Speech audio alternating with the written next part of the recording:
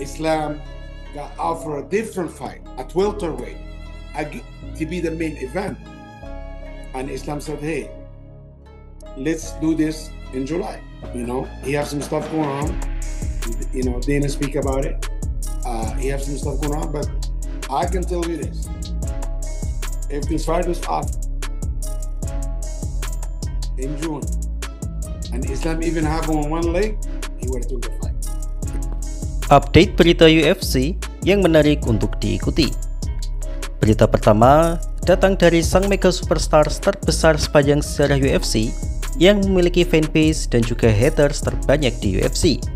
Siapa lagi kalau bukan The Notorious Conor McGregor. Fighter dengan bayaran terbesar UFC ini santer dirumorkan akan comeback ke Octagon dalam International Fight Week bulan Juli nanti. Sempat akan disanterkan mengisi UFC White House, tapi Conor menepis itu dan menargetkan akan comeback di event setelahnya. Sebenarnya ini bukan pertama kalinya ia mengumumkan akan comeback, karena makhluk satu ini sudah sering mengumumkan comeback. Tapi di momen kali ini tampaknya ia sungguh-sungguh dengan niatannya tersebut. Dana White sendiri mengaku bahwa memang betul ia belum mencapai kata sepakat dengan Conor soal ini, tapi ia lebih optimis akan comebacknya kali ini. Ya optimis sekaligus ngarep sih, karena memang harus diakui saat ini UFC kekurangan superstar. Memang ada alasan tersendiri mengapa Conor memiliki tempat khusus di hati Dana White. Menurutnya, Conor adalah fighter yang paling menepati kontraknya. Sekali Conor McGregor menandatangani kontrak, maka ia pasti akan menunaikannya. Jadi Dana White akan benar-benar yakin jika Conor sudah tanda tangan kontrak. McGregor sendiri sudah melakukan beberapa langkah yang bisa dijadikan tanda-tanda akan comeback, yaitu berlatih ketat di training camp, menyelesaikan suspensi anti-doping, dan secara resmi memenuhi syarat untuk bertarung kembali pertanggal 20 Maret lalu. Namun, Conor mengatakan bahwa ia tidak buru-buru dalam menandatangani kontrak, karena ada satu hal prinsipil yang harus diselesaikan. Hal itu adalah karena biasanya kontrak bayaran Conor adalah hasil bagi dari penjualan pay-per-view yang sudah pasti sangat besar. Tapi karena saat ini UFC sudah tidak memberlakukan sistem pay-per-view dan menggunakan subscription pada Paramount Plus, maka skema bayaran akan berbeda. Conor yang jenius masalah keuangan ini pasti tidak mau dibayar rendah dan akan mencari skema terbaik untuk tetap mendapatkan bayaran yang layak. Ya, untuk yang satu ini saya kira semua sepakat bahwa Conor McGregor memang layak mendapatkan bayaran super tinggi. Is Conor McGregor fighting in July? Possibly. Do we have potential? Nothing's done. Okay. But is Nothing's even remotely close to being done. Okay. But is that something you would look forward to doing? Yes. Okay, thank you. And Dana, just to piggyback off the Conor thing, are you more optimistic than before that Conor is going to fight? Because obviously it's been a couple of years. I am. Okay. I am. I was pretty optimistic at the end of last year. So, end of last year, going into this year, I'm still confident.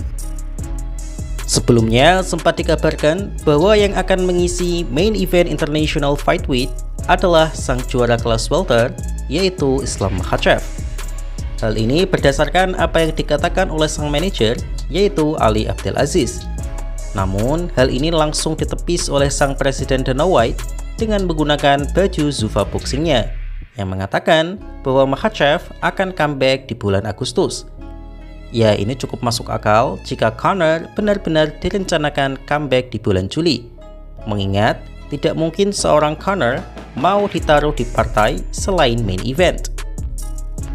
Memang betul saat ini ia tidak memiliki status kompetisi yang jelas dan tidak memiliki ranking. Tapi dari sisi bisnis, ia masihlah berstatus ranking 1 pound for pound untuk urusan marketing. Di atas kertas, hampir tidak ada satupun fighter yang menolak ketika diajak berantem oleh Conor di Octagon. Bahkan fighter seperti Makhachev pun tak akan menolak jika ia ditawari pertandingan oleh Conor. Alasannya sangat jelas, yaitu jaminan uang yang super besar. Bahkan Dustin Poirier pun sempat merelakan momen terbaiknya untuk menjadi juara setelah Khabib pensiun hanya demi melawan McGregor 2 kali berturut-turut. Mungkin hanya Arman Tsarukyan saja yang bisa menolak godaan itu, mengingat katanya bapak Arman lebih kaya dari Conor. Ya, itu masuk akal sih. Dana White sendiri saja sampai kagum dengan kekayaan keluarga Arman. And then I saw you post on Instagram on a page that Islam Makhachev is fighting in August. Is that true? And do you have an opponent for Islam yet? Well, Ali was out there saying July, and yeah, it's August that we're looking at. Untuk calon lawan Conor sendiri ada beberapa nama yang diisukan. Namun yang paling santer dikabarkan adalah Max Holloway. Max Holloway sendiri dalam kanal YouTube pribadinya mengatakan bahwa ia sangat tertarik melawan Conor karena 2 hal, yaitu ingin membalaskan kekalahannya dulu saat di awal karirnya, dan kedua adalah karena Conor tidak akan mengajaknya bergulat. Padahal ironisnya di pertandingannya pertama dulu, Conor juga menembakkan takedown pada Max. Tampaknya petarung asal Hawaii ini sedikit trauma dengan apa yang dilakukan oleh Charles Oliveira terhadapnya. Tapi saya yakin pasti ada motivasi ketiga, yaitu uang super besar. Ya, siapa yang nggak mau sih? Menurut teman-teman, jika laga tersebut terjadi, siapa nih yang akan keluar sebagai pemenang? Tulis di kolom komentar ya. Kabar selanjutnya adalah mengenai Max Holloway yang mendapatkan komentar miring dari Arman Tsarukyan.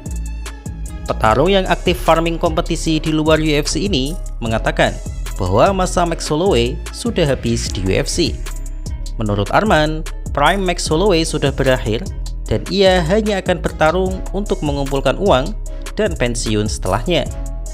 Arman tidak mengatakan bahwa Holloway adalah petarung jelek, tapi masanya memang sudah habis.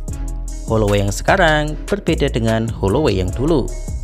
Dari hasil pertandingan melawan Oliveira, Arman terkejut bagaimana bisa fighter seberpengalaman Max Holloway tidak memiliki jawaban apapun atas ground game Oliveira. Oliveira bahkan berhasil membuat Max nervous dan takedown-nya sehingga membuat Oliveira mampu memukul Max dalam adu striking. Menurut Arman, petarung sekaliber Holloway yang meskipun dikenal sebagai striker, tapi mengingat statusnya sebagai mantan juara UFC kelas bulu yang sangat dominan di masanya, seharusnya Max Holloway memiliki cara untuk menjawab grappling dan BJJ Oliveira. Max is done already. He's just going to make money and then retire. You think he's finished? Yeah, he's not that Max anymore. His last fight, he looked so bad. That's crazy. I was surprised how you cannot wrestle, like zero wrestling. You've been in this sport like 20 years and like you cannot even like defend takedown from Charles Oliveira. Charles Oliveira has no takedowns. He has good like jiu-jitsu, but like wrestling, I've never seen him wrestle very well. Ya, sebenarnya apa yang saya pahami dari perkataan Arman ini adalah jika diukur dengan standarnya Arman. Bagi petarung umumnya, level Max Holloway masihlah sangat tinggi. Tapi untuk petarung yang memiliki skill grappling tinggi seperti Arman, maka wajar saja ia berkomentar seperti itu. Max Holloway memiliki pertahanan ground game bagus, yang bahkan Ilia Topuria tidak mampu mengontrol Holloway lama di ground. Charles Oliveira memiliki kemampuan ground game yang lebih baik dari Topuria, jadi wajar saja jika grappling Holloway juga berada di bawahnya. Tapi Arman memiliki grappling yang lebih bagus dari Oliveira, meskipun Oliveira memiliki BJJ yang lebih bagus dari Arman. Jadi Arman seakan tahu kelemahan fatal Holloway, bahwa andai ia bertarung melawan Holloway, Arman hanya perlu men-take down-nya saja. Namun yang lucu menurut saya adalah bagaimana bisa Holloway mendapatkan sabuk hitam BJJ setelah didominasi total oleh Oliveira dan hanya berdasarkan mampu bertahan dari segala ancaman submisi Oliveira. Bagi yang tahu alasannya, tolong komen di bawah ya. Granby roll. Black belt? Who give? We have to check that number. And we have to cancel but many black belt because Why? they make the jiu-jitsu, look bad. Because a lot of guys have black belt but Max Holloway sendiri secara usia sebenarnya masih di usia prime, yaitu 34 tahun. Tapi masalahnya adalah Holloway sudah banyak menerima kerusakan atau damage yang luar biasa parah. 3 kali melawan Volkanovski, melawan Justin Gaethje, 3 kali melawan Poirier, hingga pukulan Bushoshoku Haki milik Topuria sudah mendarat semua ke kepala Holloway, sehingga wajar saja jika durability-nya sekarang sudah sangat menurun. Memang betul Max Holloway sudah mendaratkan 3.200 significant strike, tapi ia sendiri tercatat menerima lebih dari 1.300 significant strike. Saya sendiri berharap Holloway dapat mendapatkan hasil terbaik di akhir karirnya, karena saya sudah bosan melihat banyak legenda UFC yang menutup karirnya dengan loss streak. Karena mau bagaimanapun juga, Max Holloway adalah fighter yang layak disebut sebagai legenda UFC berkat 3 kali pertahanan sabuk kelas 10 dan rekor 13 kali win streaknya di UFC yang setara dengan Khabib Nurmagomedov. Jadi bagaimana menurut kalian?